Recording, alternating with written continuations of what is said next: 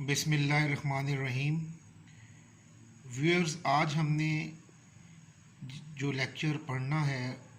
वो order 21 CPC के मुतल्लिक है, जिसमें हम देखेंगे कि जो कोर्ट्स हैं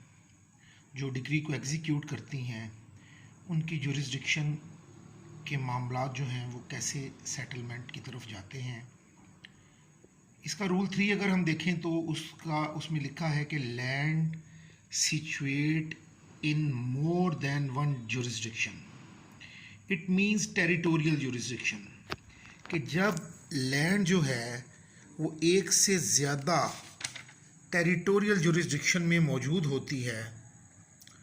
तो किसी भी टेरिटरी की जो कोर्ट है वो उसको एंटरटेन कर सकती है। मैं आसान कर देता हूँ कि फॉर एग्ज़ाम्पल आपकी ज़मीन 2 या 3 डिस्ट्रिक्ट्स में है जिसकी एग्जीक्यूशन होना बाकी है, तो किसी भी डिस्ट्रिक्ट की जो कोर्ट है उन तीनों में से वो उसकी एग्जीक्यूशन जो है वो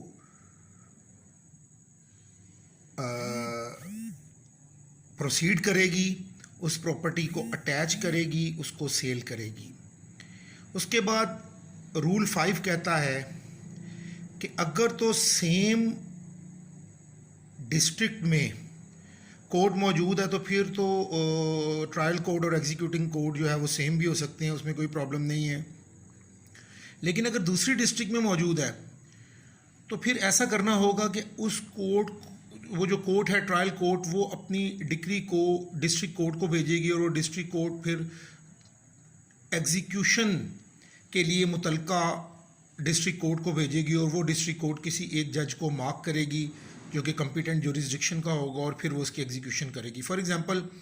एक डिग्री जो है वो लाहौर में पास होती है लेकिन उसको एग्जीक्यूशन के लिए जाना पड़ता है सपोज उकाड़ा, तो डिस्ट्रिक्ट जज लाहौर उसको डिस्ट्रिक्ट जज उकाड़ा के पास भेजेगा और वो किसी एक कोर्ट को मार्क कर देगा। ये सिंपल सी एक इसकी मोड ऑफ ट्रांसफ़र है जब डिक्री जो है वो एक टेरिटोरियल जुरिस्डिक्शन से दूसरी टेरिटोरियल जुरिस्डिक्शन में ट्रांसफ़र होती है। आगे प्रोसीजर बताया गया कि अगर कोई कोर्ट अपनी डिग्री को एग्जीक्यूट ना करना चाहे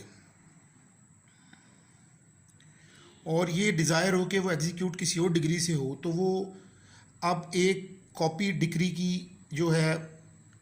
वो दूसरी कोर्ट को भेजेगी, उसके साथ एक सर्टिफिकेट लगाएगी जिस पर वो रीज़न लिखेगी कि मेरी टेरिटोरियल जुरिस्डिक्शन या मेरी जुरिस्डिक्शन में ये डिग्री क्यों एग्जीक्यूट नहीं हो सकती।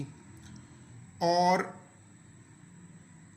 सब क्लॉज सी रूल 6 में लिखता है कि a copy of any order for execution of the decree और if no such order has been made a certificate to that effect. ठीक है जी, कि अगर ऑर्डर है एग्जीक्यूशन के मुतालिक कोई तो उनको भेजेगा, अदरवाइज सर्टिफिकेट जो है वो बनाकर भेज दिया जाएगा कि ये डिक्री जो है ये मेरी इस टेरिटोरियल जुरिस्डिक्शन में एग्जीक्यूट नहीं हो सकती। तो ये जनाब उसकी रीज़न 7 बयान हो गई। और फिर जो आगे इसका प्रोसीजर है कि कोर्ट जब डिक्री की कॉपियाँ रिसीव करेगी तो उसके बाद प्रोसीजर ये होगा कि वो उस डिग्री पर कुछ प्रूफ चाहेगी। The court to which a decree is so sent shall cause such copies and certificate to be filed without any further proof of the decree और order for execution of copy there to unless the court for any special reasons to be recorded under the hand of the जज require such proof. ठीक है जी, वो कहता है कि वो जो डिग्रीज और उसकी कॉपीज़ भेजी जाएंगी वो काफ़ी होंगी प्रूफ के तौर पर और वो डिग्री को एग्जीक्यूट करने के लिए, अनटिल एंड अनलेस की कोई स्पेशल रीज़न आ जाए जिसमें कोई डाउट लग रहा हो तो वो ट्रायल कोर्ट से मज़ीद प्रूफ मांग सकती है। आगे रूल 8 कहता है एग्जीक्यूशन ऑफ डिग्री और order by the court to which it is sent, कि जब वो डिग्री दूसरी डिस्ट्रिक्ट को या दूसरी कोर्ट को भेजी जाती है जहाँ पर उसकी एग्जीक्यूशन होना होती है, तो वो कोर्ट जो है जो कि कॉम्पिटेंट जुरिस्डिक्शन की होगी वो उसे एग्जीक्यूट करेगी। ठीक है, और उसमें कोई किसी किस्म का प्रॉब्लम नहीं आएगा। उसके बाद जो रूल 9 है वो है execution by high court of decree transferred by other court where the court to which the decree is sent for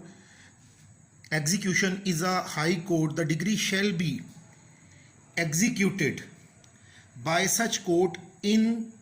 the same manner as if had been passed by such court in the exercise of its ordinary original civil jurisdiction. तो high court को जो decrease transfer होती हैं वो अपनी ordinary original civil jurisdiction के तहत उनको एग्जीक्यूट करता है। ये जनाब टेरिटोरियल जुरिस्डिक्शन के मुतालिक मुख्तलिफ जो रूल्स थे, रूल 3 से लेकर और रूल 9 तक, ये मैंने आपके गोश गुजार किए। आप काइंडली मेरे इस चैनल को सब्सक्राइब करें, लाइक करें, ताकि इस तरह की मज़ीद वीडियोज़ आप तक पहुँचती रहें। बहुत शुक्रिया।